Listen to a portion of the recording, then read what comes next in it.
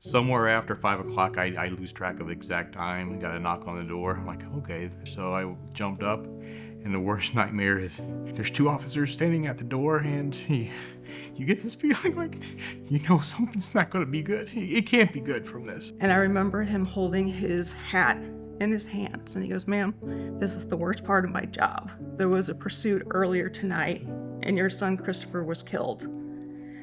And I couldn't process what he was saying. I'm like, what? He goes, "A suspect was fleeing the police and your son Christopher was killed."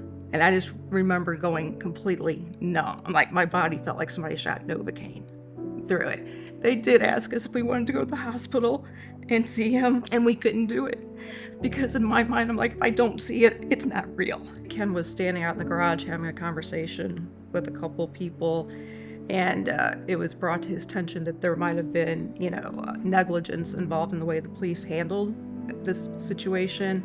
And the guy gave Ken Grant's name and number and said he would be a good legal counsel for us. When you're looking for legal counsel, not only are you looking for legal expertise, but you're looking for somebody with a heart. And you want them to be compassionate, because I think that is the passion, the force that puts them in the courtroom and will fight wholeheartedly on your behalf. He has the presence to know what kind of space he needs to be holding for you in the moment. This was a challenging case for him, but he always stood firm that we will get results for you. The verdict was $75 million. 50 of it is for Christopher's life himself.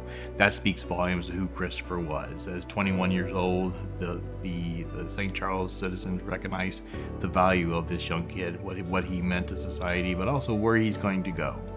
There was 25 million of punitive damages of just the hardship and heartache that came from that action of our pain.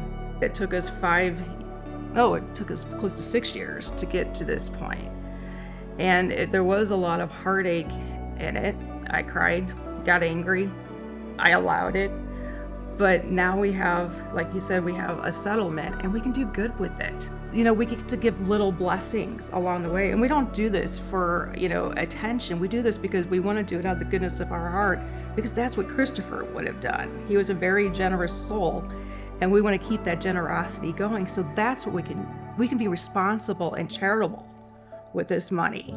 And that brings, that's like medicine for the heart, a grieving heart.